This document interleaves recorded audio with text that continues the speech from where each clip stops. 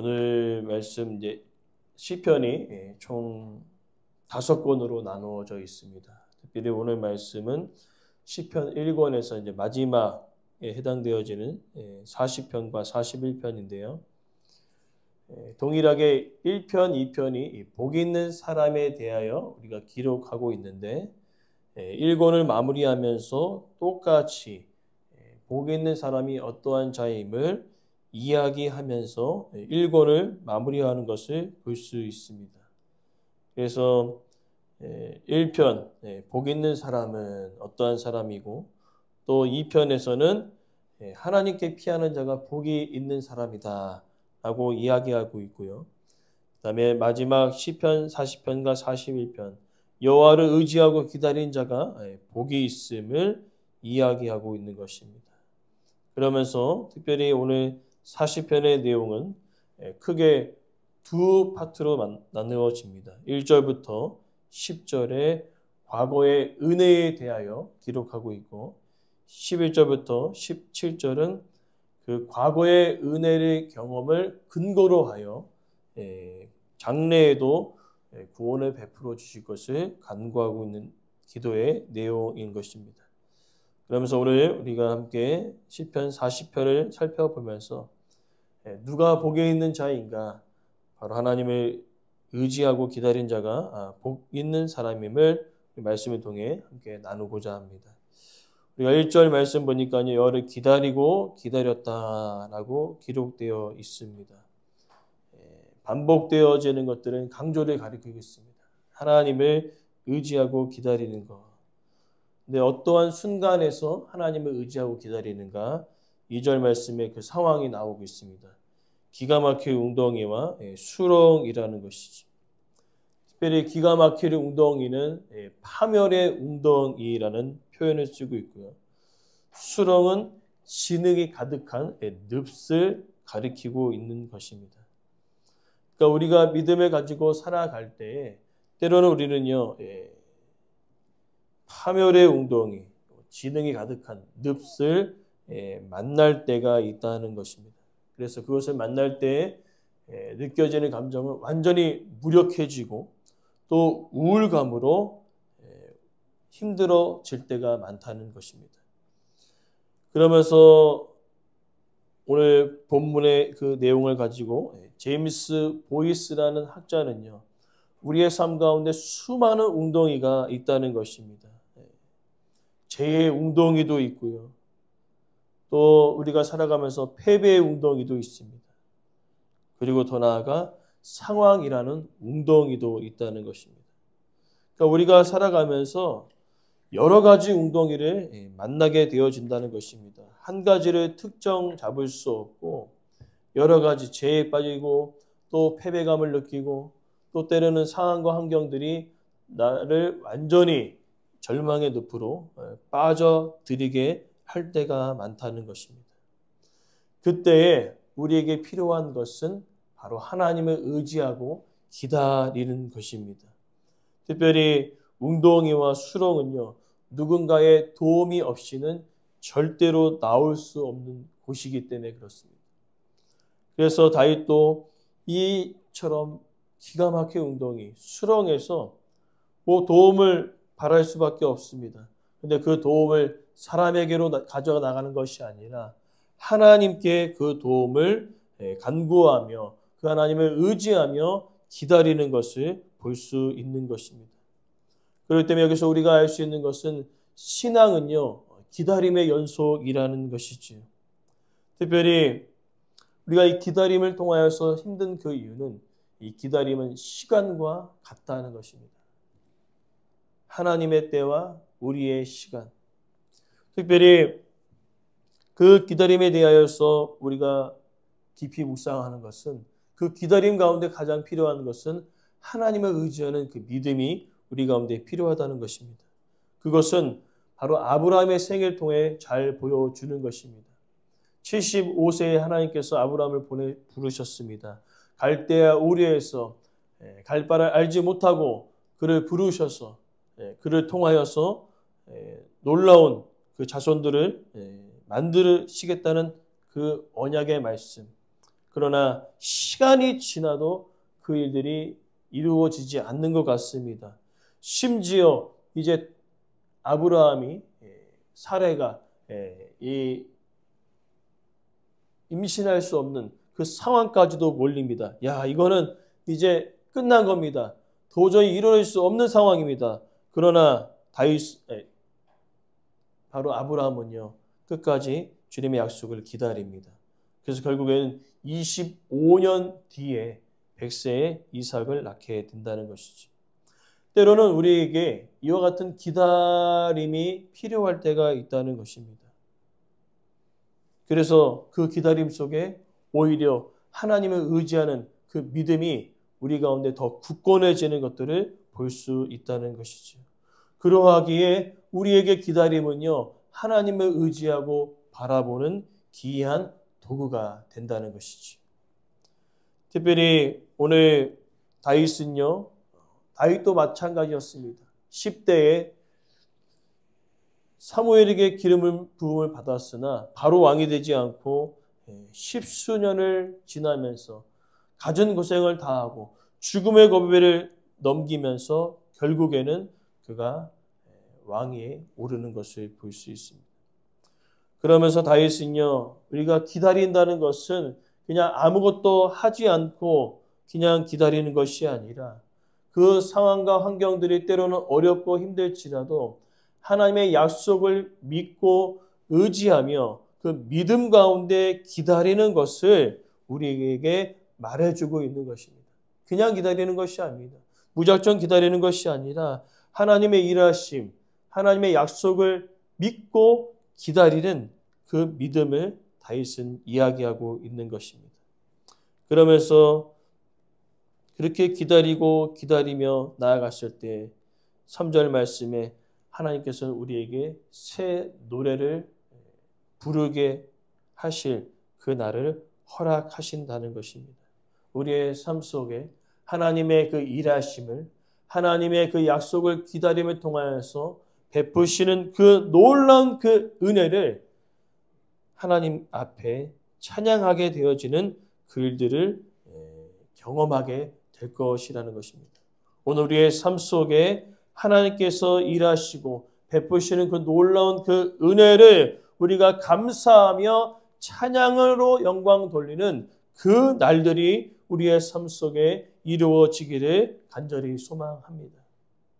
그렇기 때문에 다윗은 고백합니다. 4절 말씀에 여호와를 의지하는 것. 다른 것을 바라보지 않고 하나님을 의지하는 자가 복이 있다는 것입니다. 그리고 5절 말씀엔요, 그 하나님은 내가 너무나 많이 경험했기 때문에 너무 많아서 그 수를 셀 수가 없다는 것이죠.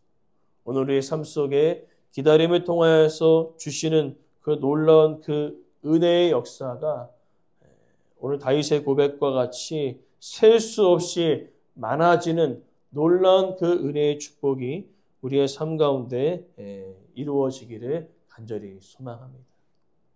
그래서 다윗은요, 이제 6절부터 8절의 말씀을 통하여서 그 놀라운 그 은혜를 받은 자들이 하나님을 예배하게 되어지는데 그 예배의 그 모습 속에 다윗은 그리스도를 예언하고 있는 것을 볼 수 있습니다.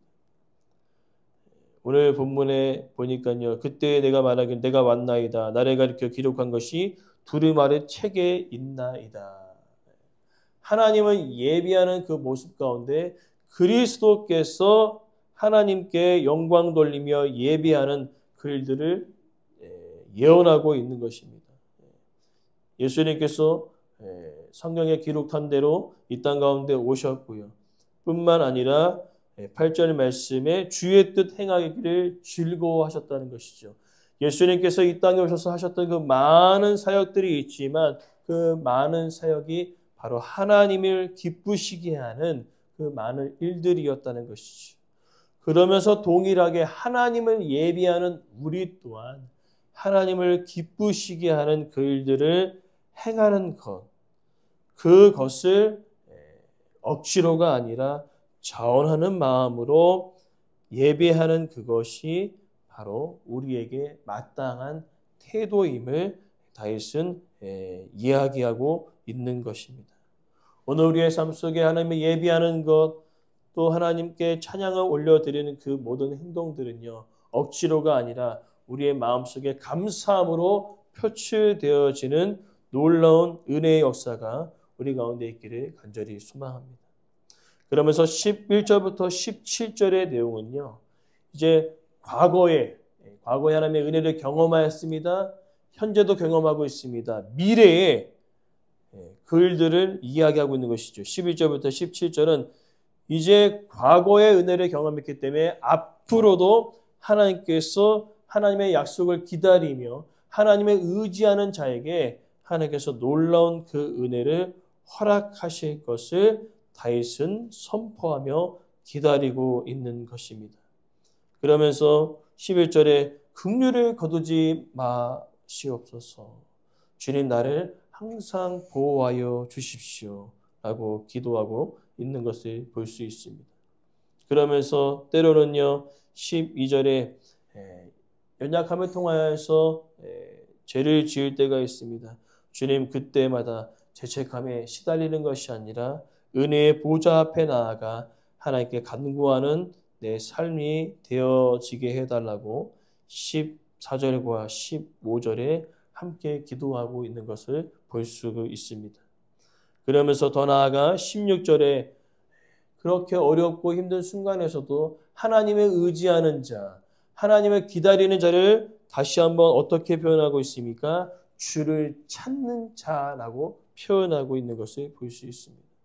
주님을 찾는 자, 주님을 의지하는 자, 주님을 기다리면서 나아가는 그들에게는요, 바로 주의 구원을 항상 말할 수 있는 여호와의 위대하심을 고백할 수 있는 그런 삶으로 하나님께서 변화시키겠다는 것입니다.